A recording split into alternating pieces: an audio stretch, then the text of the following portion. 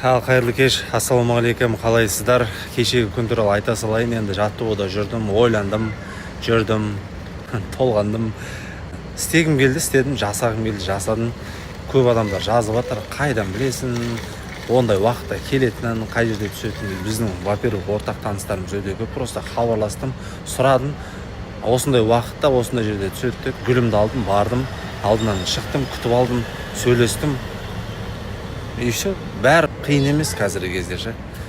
Әлеуметтік желі бар деген сияқты, любой нәрсені көресің, қарайсың деген сияқты ғой. Что қалай тауып алдың дейтін адамдарға жауап болсын. Әлі енді толығымен бірдеңке болды деп айта алмаймын, бірақ әлі сөйлесетініміз бар. Сондай өш.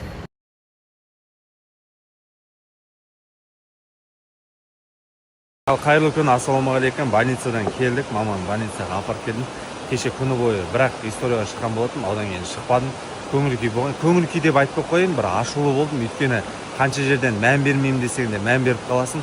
Дайрект ашып қалсам, кейбірі еркек сымақ біреулер жазған екен, еркектер деп енді қабылдадым. Өйткені көбісі анандай bad boys, бірдеңке black star деп сохранить етіп қойын. Қыздар енді жазбайды ғой, аккаунттардың аттарын. Солар жазған екен.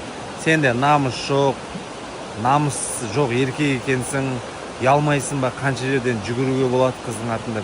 Сендерге айта салайын, мешки, намысты қай кезде босаттың? Намысты қыздың артында. Сендерге айта салайын, мешки, намысты қай кезде босаттың? Намысты отбасыңды баға алмаған кезде, отбасыңа қорған бола алмаған кезде, жақсы көретін адамдарыңа жақсы бір іс-әрекет жасай алмаған кезде, немесе өзіңнің сөзіңе жауап бере алмасаң, сол кезде еркектік намысың жоқ деп айтуға болады да. А сендер сияқты отырып алып закрытый аккаунтмен фотоларын жоқ жазып отқан, сол кезде де намыс жоқ деп айтуға болады. Кішкене содан ашулы болдым да, ашулы күйімді шықпақ қойыншы дедім.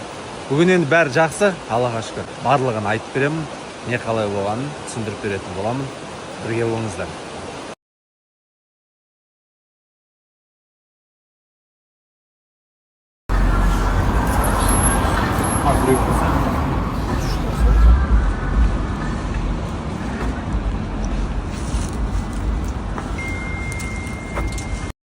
Былайда комментарий беріп кетейін. Енді біраз жазып жатыр екен, комментарийін оқыдым.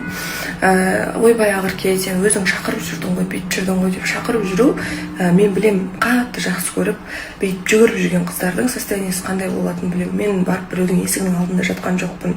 Мен сообщение жазып, немесе каждый екінші историямды ол адамға арнап, ойбай татуласайық деп, или қайғырған, хотя бы цитата или өлең салып, ондай дүниелермен айналысып жүрген жоқпын.